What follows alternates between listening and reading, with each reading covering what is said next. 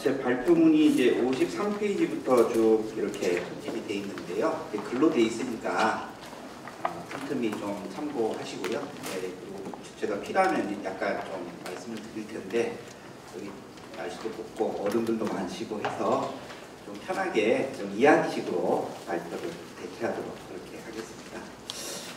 우선 논의를 조금 편하게 하기 위해서 저 개인적인 얘기를 조금 섞어가면서 말씀을 좀 드릴게요. 저는 이제 68년생인데 제주도 출생입니다. 근데 이제 집이 좀 공무원이셔가지고 제주도, 부산, 충북, 금산, 서울 뭐 이렇게 좀 성장을 학교도 여러 군데 왔다 갔다 전학도 좀 많이 다니고요. 네.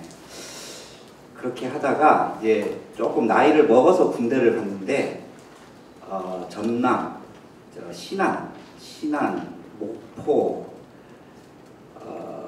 나중에 광주에서 이제 제대를 하면서 농담입니다. 내가 다시는 이 동네 안 오리라 라고 해가지고 제대를 했는데 2002년도에 좀 운이 좋아서 교수가 좀 일찍 됐습니다. 2002년도부터 월드컵 할 때죠. 전북대학교 사범대학 국어교육과에 이제 발령을 받아서 이제 한 20년째 되는 것 같습니다.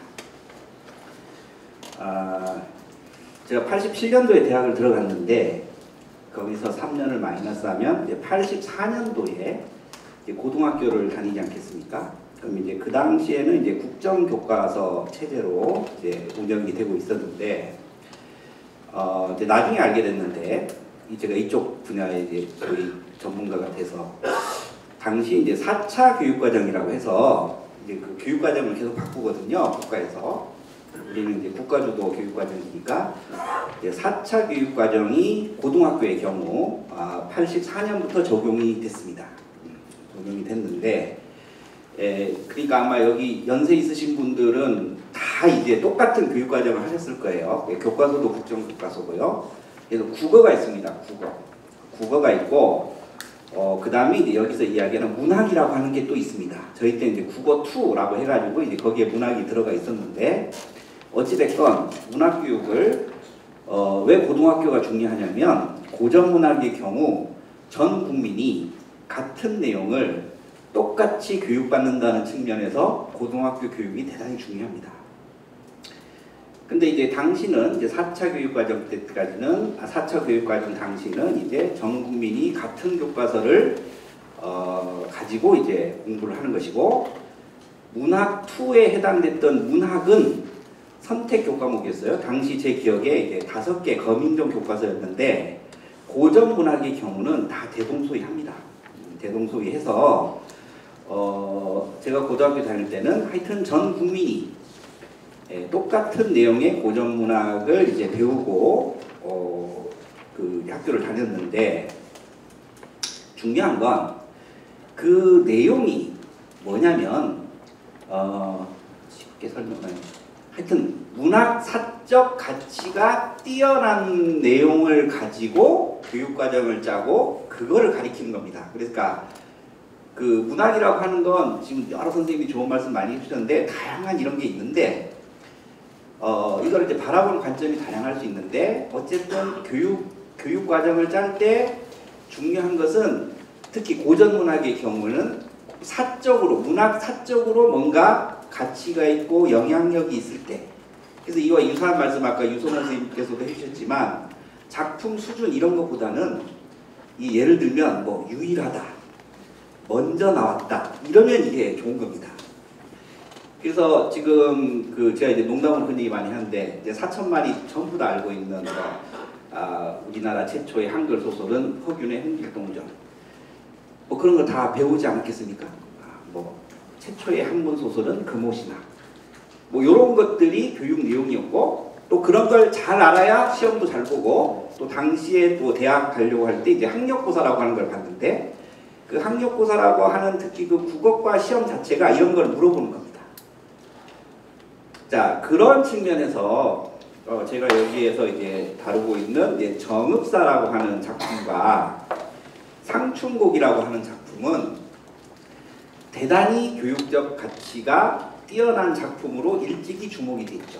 너무나 잘 아시겠지만 정읍사는 이제 여기가 정읍이니까 더 중요하지만 사실은 정읍사는 여러분들이 잘 아시는 것처럼 그리고 자세히는 모르시는 것처럼 한글로 기록된 고전시 작품들이 있는데 근데 여기서 중요한 것은 한글로 기록됐다라고 하는 것은 그것이 기록된 것 자체가 세종대왕께서 만드셨으니까 이게 15세기 이후란 얘기거든요. 15세기 이후에 기록이 된 건데 어찌됐건 관련 기록을 보니 백제시대 때 노래라는 거예요.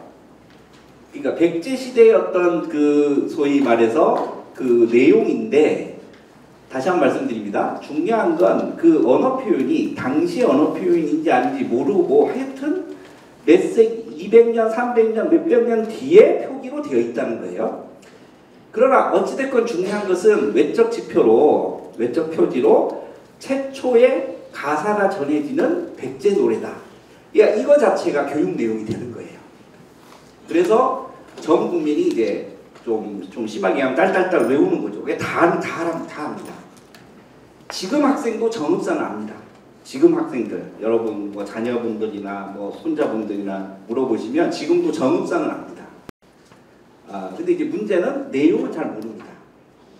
그 관련 내용은 뭐 행상인의 처 이런 건 여러분 다 기억나실 텐데 지금 학생들은 정읍사는 아는데 뭐 행상인의 처, 망부서 이런 건 잘 몰라요. 그러나 중요한 것은 정읍사는 압니다.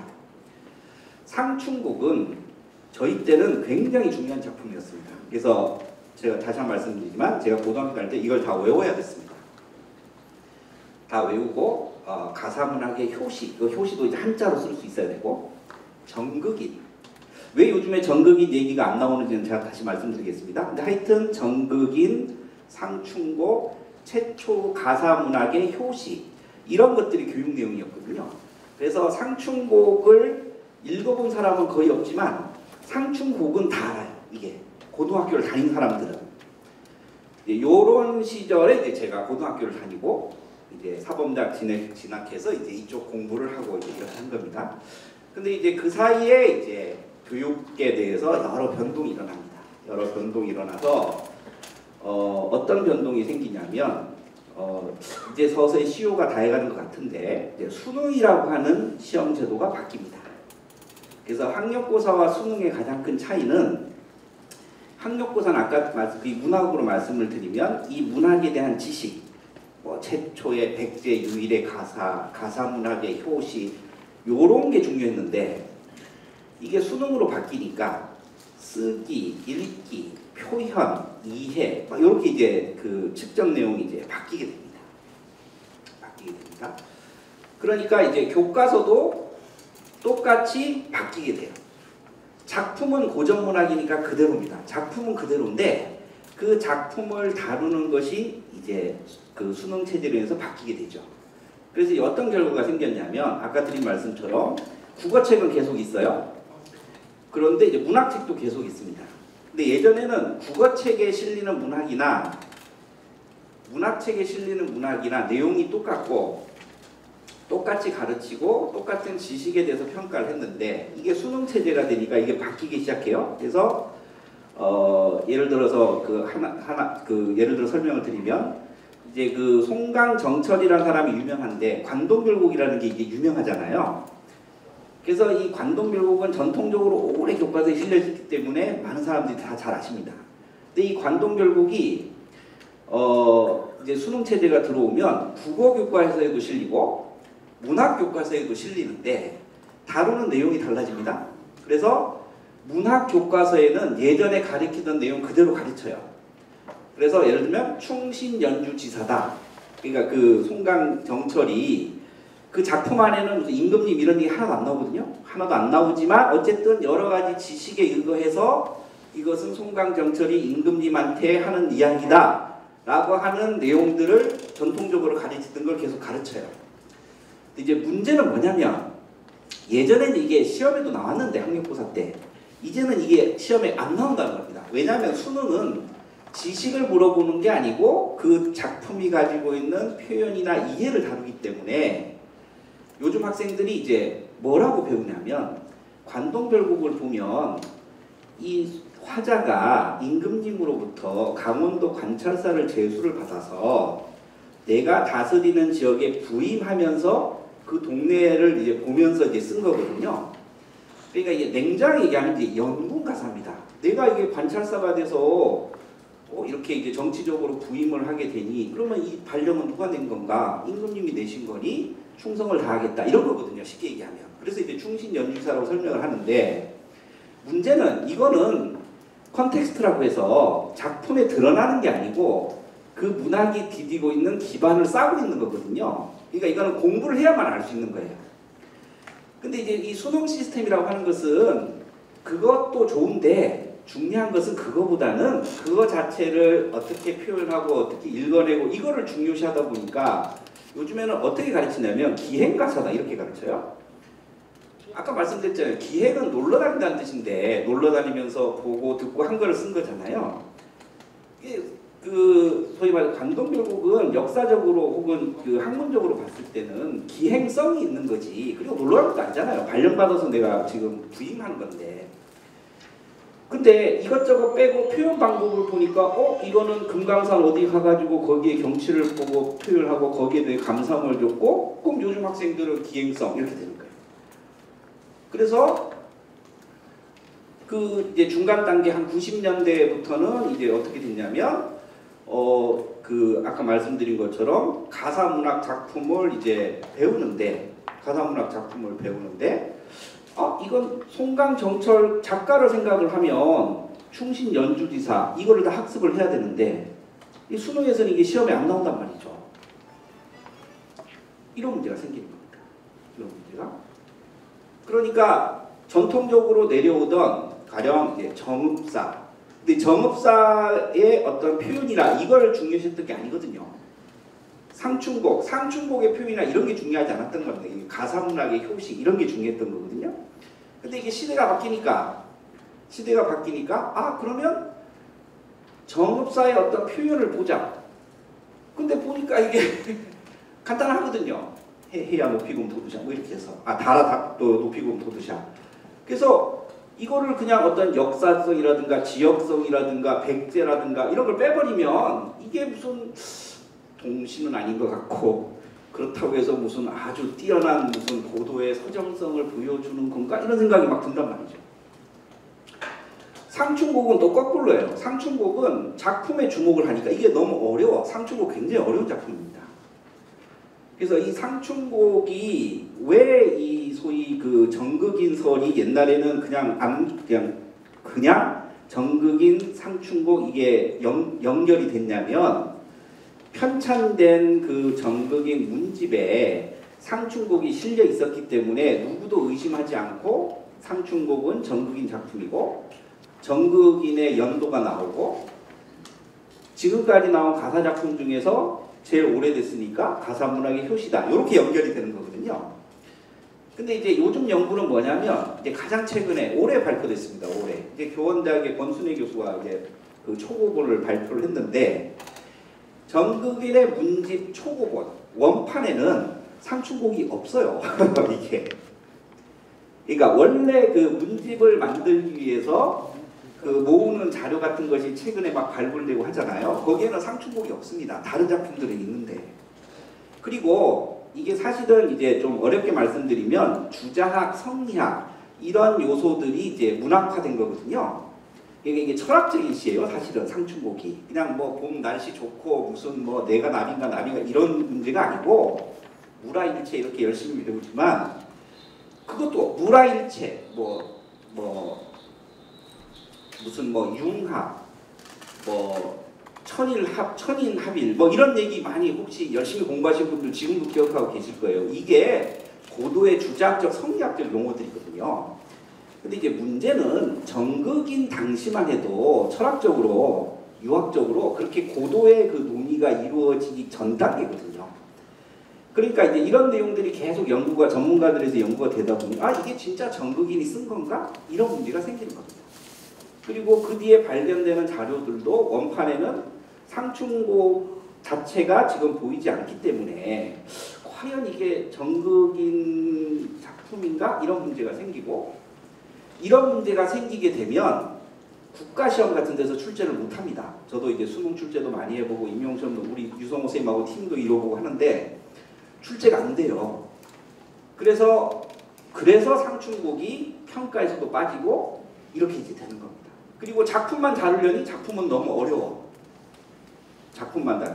지금 학생들은 가사 정도 되면 아까 가사 말씀해 주셨지만 시조도 어려워하고요. 근데 시조는 좀 짧잖아요. 가사 정도 되면 독일어 불어보다도 더 어려워합니다.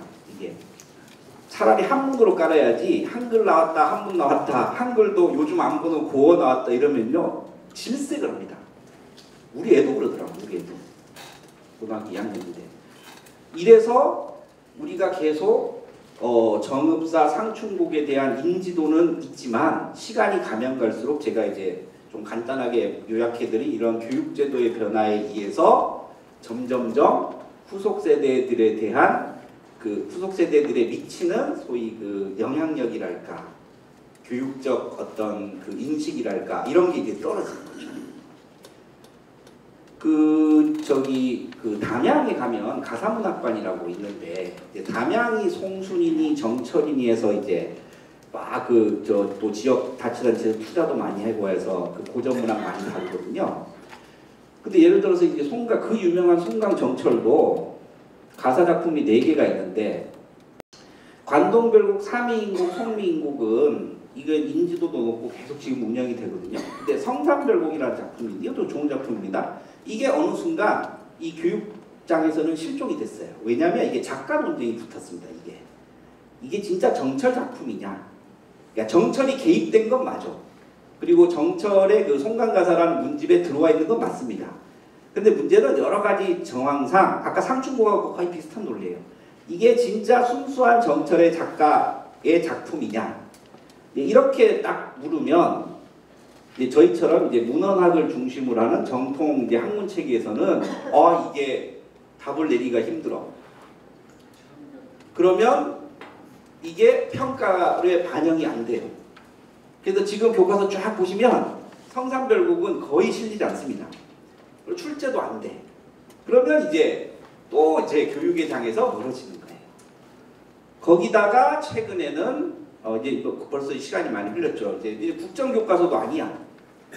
이제는 국정교과서도 아닙니다. 이제 국어책도 강민호 선생님도 교과서 만드시고 하지만 국어 교과서도 어마어마하게 많고 문학 교과서에도 어마어마하게 많아요. 그런데 이제 저도 이제 많이 만들어 봤지만 이제 교과서 편찬하러 다 이제 작품을 선정하러 하면 예전 같으면 아까 말씀드린 것처럼 문학 사적 가치 이걸 따지니까 당연히 정읍사 무조건 들어가죠. 그러니까 악학계법 악장가사 시용학부에 수많은 고려 소교라고 부르는 노래들이 있는데 그 중에 유일하게 백제 하나잖아요. 그러니까 이거 무조건 1번으로 들어가. 무조건. 그리고 이제 시조하고 가사가 결국 고전 시가의 핵심 장르인데 이 가사 이야기 하려면 상충곡부터 시작해야죠. 그 다음 송순, 정철 이렇게 나가는 거지. 그러니까 이건 의의가 없었어요. 근데 지금은 그 기준 자체가 바뀌어버렸단 말이죠. 기준부터가 바뀌니까 정읍사 너무 좀 이렇게 작품이 좀 단순한 제가 단순하다는 게 아니고요. 너무 단순한 거 아닌가? 요런 게 작용을 하고 그래서 요즘 교과서에는 정읍사 선택이 안 된 작품들도 책들도 굉장히 많습니다. 그럼 그렇다고 해서 무슨 다른 좋은 게 들어오냐 그러지도 않아요. 맨날 청산별곡, 소경별곡 이건데 예전만큼 정읍사에 대한 그게 떨어지고 상충곡 같은 경우에는 거의 없죠. 요즘에 상충곡은 교과서에서 찾아오기 힘듭니다. 면왕정가 정도 거기서부터 시작을 해요. 이게 이제 현실이라는 거죠. 그래서 그러면 이제 말을 좀 줄이면 그러면 이런 상황에서 그럼 뭐 그게 맞는 거니까 시간의 흐름이니까 그냥 내비둬도 될 정도로 정읍사라든가 상충곡 같은 작품들이 의미가 없는 작품이냐? 근데 그게 문제라는 거죠. 그래서 이제 이쪽이 이제 제 전공 영역인데 제가 이제 학위 논문 때부터 이제 가치론이라고 하는 것을 이제 핵심 키워드에서 공부를 많이 했는데 결론적으로 그렇지 않다는 거죠. 단 문제는 뭐냐?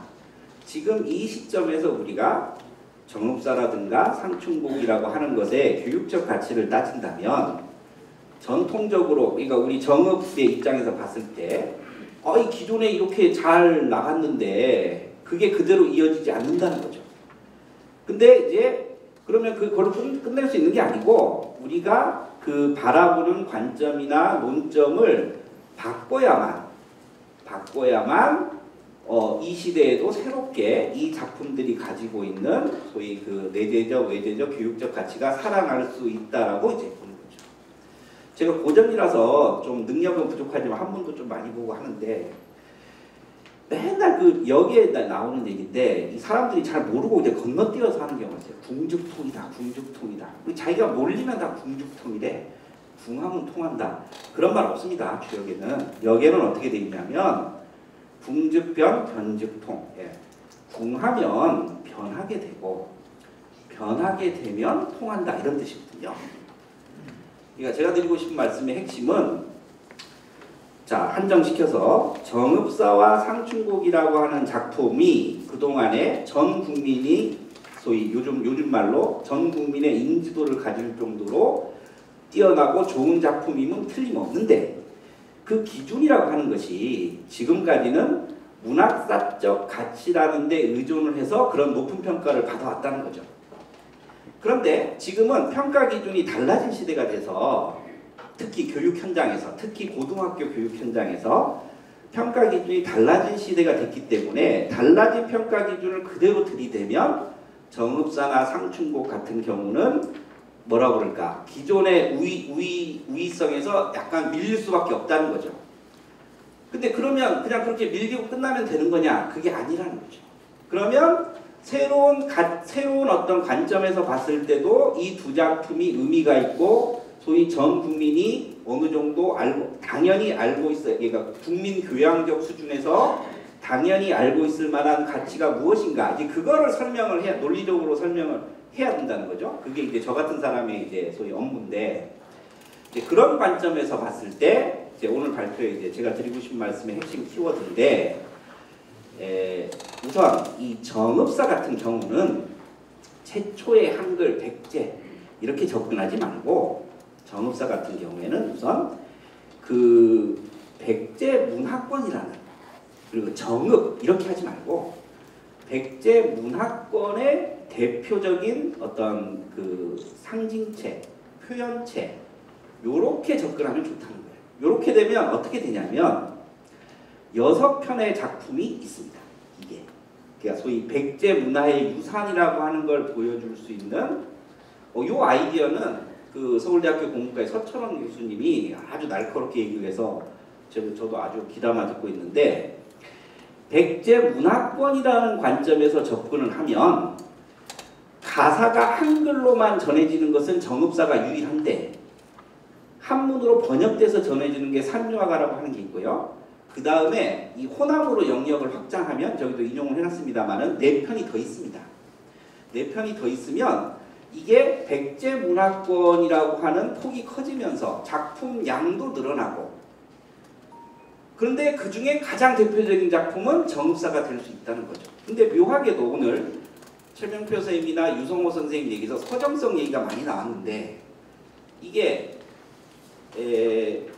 제가 이제 들으면서 좀 깜짝 놀랐는데 57페이지를 잠깐 보겠습니다. 57페이지를 보면, 자, 정읍사의 경우 이렇게 약간 그 폭을 넓히면 작품 하나만 가지고 성격을 설명하는 것보다는 어쨌든 자료가 6개나 되니까 이게 설명할 수 있는 확률이 높잖아요. 거기 보면 특징이 뭐냐면 이런 겁니다. 평민 문학이고 남녀 간의 섬세한 정서를 드러내는 거고 여성 화자가 많고, 이 근대시에서도 많이 나오는 얘기죠. 그러니까 대단히 한국 고전시, 현대시까지 굉장히 한국시의 특징이라고 논의되는 내용들이 이들 백제 문화권에 속하는 소위 고전시가 작품들에 공통적으로 포착된다는 거예요. 그런데 그 세밀한 내용을 가사까지 온전하게 전하고 있는 게 뭐냐? 그게 정읍사인 거예요. 그러니까 이게 돌아가자는 거예요. 그러니까 정읍사는 유일하게 가사가 전해지는 백제가요니까 소중한 것이다 이렇게 하지 말고 폭을 좀 넓혀 백제 가요의 특성을 백제 문화권의 가요의 특성을 보여주는 여러 작품들이 있는데 그 공통점을 찾고 논의를 진행시키다 보니까 이런 아주 그 좋은 그 교육적 가치가 생겨. 근데 가사까지 전해지는 아주 뛰어난 작품으로 정읍사가 있다. 이렇게 가면 기존의 이제 주목받던 것보다 이 작품의 성격을 더 높일 수가 있는 것이고, 그 다음에 이제 상춘곡 같은 경우도 이게 작가가 정극이냐 아니야 다를 수도 있어 이렇게 따지다가는 일단 논쟁이 붙으면 국가시험에서 빼버리거든요. 국가시험에서 빠지면 우리처럼 국가가 중요한 나라에서 점점점 이 소위 이게 떨어진다는 거죠. 그러니 이것도 마찬가지라는 겁니다. 그래서 제가 이제 정읍을 배경으로 한 이렇게 얘기를 했는데, 이것도 정극인 했든 안 했든 잘 몰라도 돼. 그러나 이것은 정읍이라고 하는 어떤 행정구역 혹은 문화를 포함한 그 문화권 지역의 소산이다. 뭐 아까 저기 유성호 선생님도 똑같은 말씀하셨는데 뭐 지 혼자 쓴 것도 아니고 일기도 아니고요. 다른 사람하고 이야기를 하기 위해서 다 쓴 거거든요. 그래서 자기 얘기를 하고 자기 얘기 다른 사람하고 이런 거기 때문에 이거를 정극이나 썼다. 그건 뭐 제가 맞다 틀리다 100% 얘기를 못 하겠지만 어쨌든 정읍이라는 호남이라는 뭐 백제 문화권이라는 이런 문화권의 소산인 건 맞거든요. 그거는 뭐 확실한 겁니다. 그러면 그러한 문화권에서 이처럼 이제 쭉 제가 이제 작품론을 썼습니다만은 그 문학적 특성을 아주 잘 드러내는 작품으로 상춘곡이 있는데, 이 좋은 작품을 놔두고 이게 정극인이 아닌지 확실치 않아. 그게 불안하니까 일단 빼고 건너뛰어서 면왕정보로 넘어가자. 억울하잖아요. 그러니 제가 드리고 싶은 말씀에 이제 이 상춘곡의 경우에도 작가 논쟁이 있긴 하지만 거기에 너무 치중되지 말고 이런 다양한 요소의 교육적 가치를 찾아내야만 이 정읍사와 상춘곡에 관련된 그 논의가 좀 더 활발하게 진행될 것이다. 이런 말씀을 드리고 싶고요. 이제 한 말씀만 더 붙이면 이제 동학 얘기가 많이 나오는데, 사실은 이제 다 아시겠지만 정읍밀란시 여항청요라고 해서 이제 아주 넓은 범위는 아니지만 이 국문시가 장르로 치면 이제 청요라고 하지만 사실은 민요적 성격을 가졌다는 얘기고 가사거든요. 그래서 이 소위 뭐랄까 평민 가사랄까 혹은 저항 가사랄까 아주 좋은 텍스트가 있습니다. 근데 이게 왜 이렇게 인지도가 떨어지느냐? 이게 텍스트 논쟁을 하다 보면 거창가라고 하는 경남 거창 있지 않습니까? 그 거창을 배경으로 한 거창가와 뭔가 이게 원작 논쟁이 좀 있어요. 그러니까 이게 논의가 안 되는 거거든요. 이것도 마찬가지입니다. 그래서 이것도 누가 진짜 이게 원본이야 이렇게 따지기 시작하면 거창가가 우세하거든요. 근데 그게 아니고 경남 거창이 됐든 우리 전북 정읍이 됐든 어떤 불이한 관에 맞서서 민의 입장을 잘 드러내주는 아주 역사성을 가진 가사 작품이 여기만 있는 게 아니고 저쪽하고 비슷하지만 하여튼 저기도 있고 여기도 있다. 이러면 이게 달라지는 거거든요. 그래서 좀 자세한 내용은 이제 각주라든가 이런 걸 좀 참고를 해주시면 되고요. 제가 드리고 싶은 말씀의 핵심을 다시 한번 요약해서 말씀드리면, 우리가 이제 기존에 그 교육에서 중요하게 다뤘던 작품들이 계속 그 기준이 일정하면 좋았겠지만 지금 그게 아닌 상황에서 우리는 특히 이 정읍사나 상춘곡이나 혹은 이제 정읍밀라시 여항청요라든가 이런 기존의 텍스트들이 이 바뀌는 이 시대에서 어떤 소위 그 교육적 가치를 띌 수 있는가, 이런 데도 좀 관심을 많이 갖고, 그 다음 두 번째 시야를 조금 더 넓게. 그래서 제가 아주 유성호 선생님 말씀을 아주 감동 깊게 들었는데, 출향민, 타향민. 저도 제주도 사람이거든요. 그런 게 있습니다. 저도 실제. 그러니까 이것도 무슨 작가, 국적, 지역 이렇게만 너무 묶지 마시고 뭔가 정읍을 대표하되 정읍만이 아닌 뭐 호남이 됐든 혹은 한국 시가의 전통이 됐든 이런 일반적인 특성까지 고려하면서 한다면 아마 좋은 성과가 있지 않을까, 그런 말씀을 드리면서 제 발표를 여기서 줄이도록 하겠습니다. 감사합니다.